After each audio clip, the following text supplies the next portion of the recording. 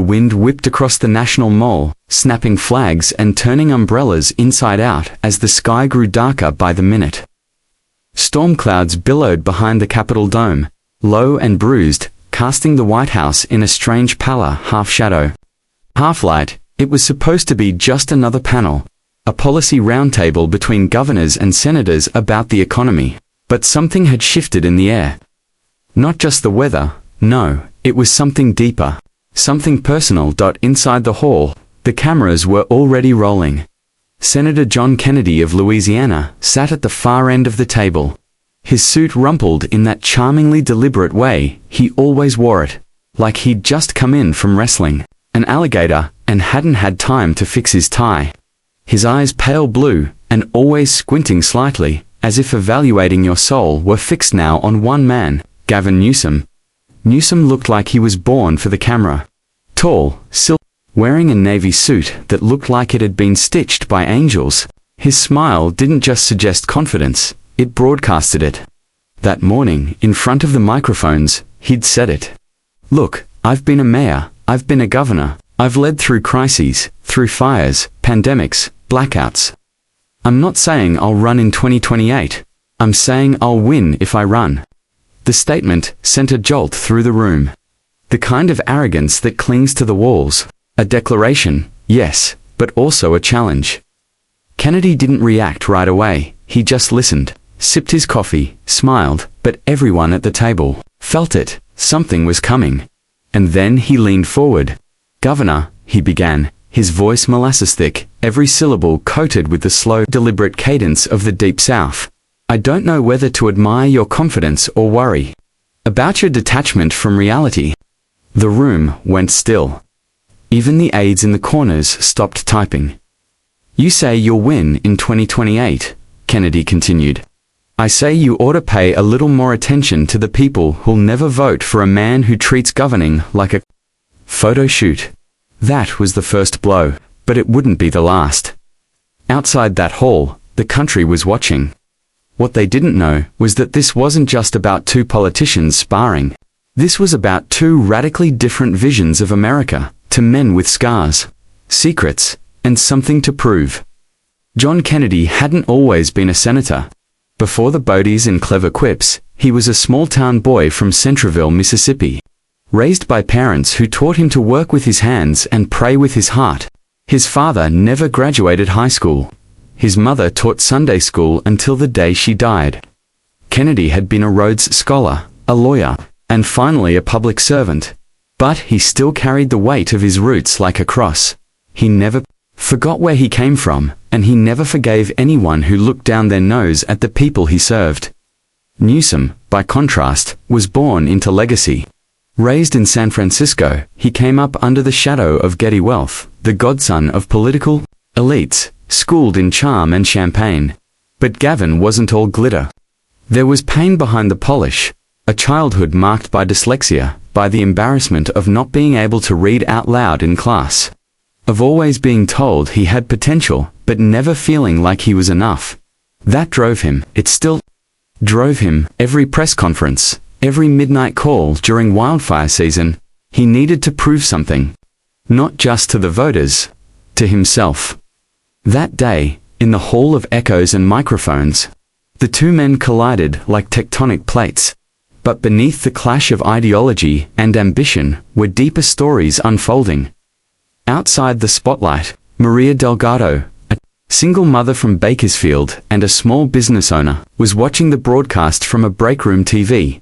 Her restaurant had survived COVID by a thread, barely clinging on through state lockdowns, supply chain nightmares, and staffing shortages. She didn't trust politicians anymore, not really, but she wanted to. She wanted to believe someone still cared about people like her. People who woke up at 4 a.m. to knead dough and balance books and scrape grease off grills. She liked Kennedy's plain talk, but she remembered how Newsom came to her city during the drought, how he'd looked her in the eye and promised aid. That meant something, even if most of it never came. She watched the two men argue, searching their eyes, not for policy, but for honesty. Meanwhile, in Baton Rouge, Marcus Belt, a former Kennedy intern turned high school civics teacher, was streaming the debate for his students. To him, Kennedy wasn't just a senator, he was a mentor, someone who'd taken time to listen when Marcus thought no one in power cared. Marcus had marched for civil rights in his teens, served overseas, and come back home with more questions than answers. He liked Newsom's ideas on criminal justice reform, but Kennedy had integrity. Back in Washington, the debate had turned fierce. Newsom leaned in, smiling coolly. "With all due respect, Senator, I didn't come here to trade soundbites. The American people are tired of cynicism disguised as cleverness. They want results." Kennedy didn't blink. "And what results do you mean? Rolling blackouts? Homeless tent cities? Or the highest cost of living in the country? You talk about compassion like it's a press release. I live it. I see it. Every Sunday after church I sit with families who can't afford gas and grits. Your results are killing hope." The silence afterward was deafening, but the heart of the conflict wasn't ideology. It was belief. Kennedy believed the soul of the country still lived in its forgotten towns and weathered hands. Newsom believed in the promise of progress, of modernity, of a nation that needed to be pulled forward, sometimes against its will. And somewhere between them stood the American people, caught between fear and faith, memory and momentum. The climax came not with a shout, but with a question. A young reporter stood up at the end, trembling slightly, her voice just above a whisper. "Senator Kennedy, Governor Newsom, if you could speak directly to one struggling American tonight, what would you say?" Both men paused. Newsom went first. He spoke eloquently of innovation, of education, of building a future where no child felt left behind, polished words, hopeful. Then Kennedy, he stood slowly, looked directly into the camera, and said, "I'd say, I see you. I know you're tired. I know you feel like you've been lied to, used, forgotten. And I'd tell you, you matter. You're not a statistic. You're not some stepping stone on somebody's way to higher office. You're the reason I ran. You're the reason I wake up and fight every damn day. And I'll keep fighting, even when the cameras are off."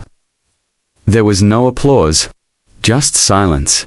But across the country, millions of people felt something stir, not just admiration, recognition, of pain, of resilience, of truth.